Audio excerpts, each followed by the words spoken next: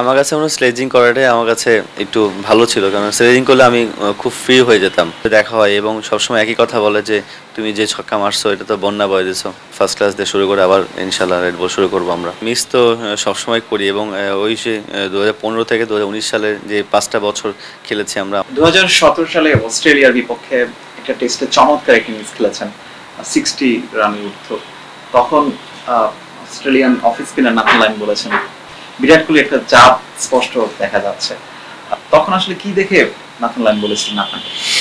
হয়তো আমার অ্যাগ্রেসিভ, আমার খেলার ধরন বা আমি যেভাবে ডোমিনেট করে খেলি ওটা দেখে হয়তো বা বলেছিল। বাট আমার কাছে মনে হয়েছে ওই সিজনটা আমার খুবই চমৎকার কেটেছিল। আমার ডেবু ম্যাচে পরে ম্যাচ ছিল, ডেবু হয়েছে ইংল্যান্ডের সাথে, ওটা একটা ভালো সময় গেছে। তো ভালো খেলেছি, ডোমিনেট করেছি, হয়তো আমার মনে হয়েছে ওর কাছে যে এটা একটা বলা উচিত, তো বলেছে আলহামদুলিল্লাহ। তো ভালো লাগছে এবং এটার অ্যাচিভমেন্ট আসলে মানুষই আপনাকে ভালো কাজ করলে তো অবশ্যই মানুষই বলবে। তো এটা একটা ভালো অ্যাচিভমেন্ট ছিল। Red ball test cricket miss করা হচ্ছে? সবসময় মিস করি। রেড বল তো একটা খুবই বড় চমৎকার একটা ক্রিকেট। এটা সবাই, আমি না সবাই মিস করে যারা রেড বল খেলতে পারছে না। তো হোপফুলি রেড বল খেলবো ইনশাল্লাহ, ফার্স্ট ক্লাস দিয়ে শুরু করে আবার ইনশাল্লাহ রেড বল শুরু করবো আমরা। প্রতিপক্ষের বিপক্ষে আসলে কখনো স্লেজিং হয়েছেন ক্রিকেট মাঠে? আমার কাছে মনে হয় স্লেজিং করাটাই আমার কাছে একটু ভালো ছিল, কারণ স্লেজিং করলে আমি খুব ফ্রি হয়ে যেতাম।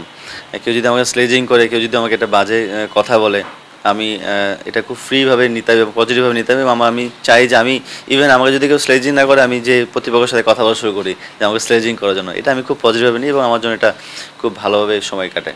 একটা সময় আপনাকে বাংলার ম্যাক্সওয়েল বলতেন আসলে দর্শকরা। তখন আসলে ফর্মের তুঙ্গে ছিলেন। 2016 টি-20 এশিয়া কাপে আপনি প্লেয়ার অফ দ্য টুর্নামেন্টও হয়েছেন। সেই সময়টাকে মিস করছেন কিনা এবং দর্শকরাই যে আপনাকে বিভিন্ন নামে উপাধি দিচ্ছে সেটাও আসলে কতটা ভালো লাগে? না, ওই যে বললাম যে মিস তো সবসময় করি এবং ওই যে 2015 থেকে 2019 সালের যে 5টা বছর খেলেছি আমরা আমাদের টিম হিসাবে, আমি হিসাবে বা যেভাবে আমি ওটা মিস করি জায়গাটা, প্লেসটা। আর মানুষ তো আসলে ওই খেলার প্রেক্ষিতে নাম তো দিবেই, এটা তো মানুষের একটা কাজ। বাট এটা যে প্লেসিং আমার জন্য, যে মানুষের তো মানুষ ভালোবাসে এবং এত মানুষ আমাকে সাপোর্ট করে এখন পর্যন্ত, এবং এটা আমার একটা ব্লেসিং।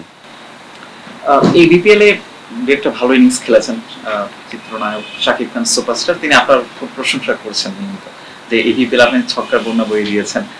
সো শাকিব ভাইয়ের সঙ্গে আর কোনো কথা হয়েছে কিনা বিপিএল শেষে, বা আপনাদের সঙ্গে যোগাযোগটা কেমন হচ্ছে নেক্সট বিপিএল?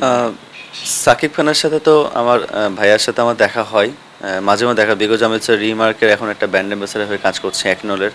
তো ওনার সাথে রেগুলার না হলেও সপ্তাহে 3-4 দিন দেখা হয়, বিকজ উনিও তো রিমার্কেরই ডাইরেক্টর।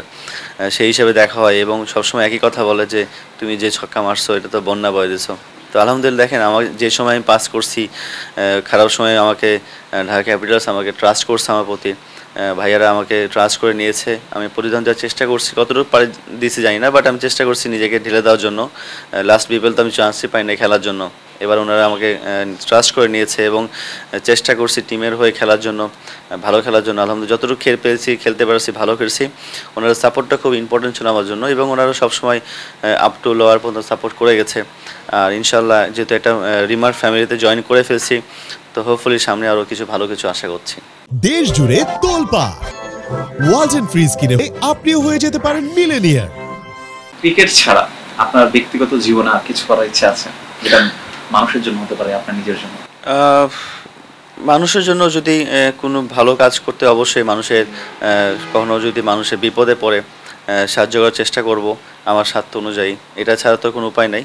আর চেষ্টা করব যেন যে ভক্তরা আমাকে ভালোবাসে এখনও, যে সাপোর্ট করে, ওদের জন্য হলো যেন লাল সবুজের জার্সি পরে আবার দেশের প্রতিনিধি করতে পারি। অনেকেই একটা প্রশ্ন করেন বিশেষ করে দর্শকের জায়গা থেকে যে জাতীয় দলে খেলতে হলে নাকি মামা খালু লাগে। সাব্বির রহমান হয়েছে কখনো?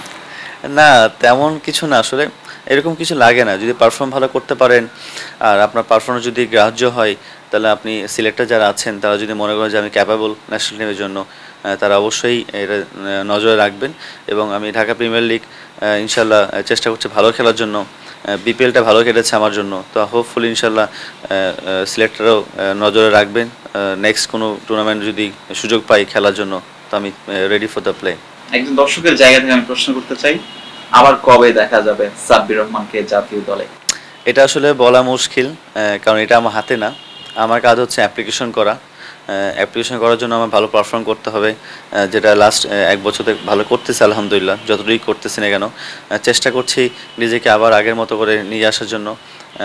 আবারও বলছি, এটা সিলেক্টরের কল, এটা আমার কল না, বাট আমি চেষ্টা করবো যে আমার অ্যাপ্লিকেশন যেন ওনাদের কাছে পৌঁছাতে পারি। বাকিটা আল্লাহর ইচ্ছা, তাদের ইচ্ছা ইনশাল্লাহ। আপনার ক্রেজি ফ্যানদের জন্য কি বলবেন? ক্রেজি ফ্যান তো অবশ্যই, তাদের ভালোবাসা এবং যারা যারা ভালোবাসা এবং সাপোর্ট করতেছেন, আপনারা থ্যাংক ইউ সো মাচ। আশা করি আপনারা খুবই সুন্দরভাবে আপনাদের পরিবারের সাথে ঈদ করবেন। আপনারা সবাইকে ঈদ মোবারক। আশা করি সবাই ভালো থাকবেন, সবাই আমার জন্য দোয়া করবেন।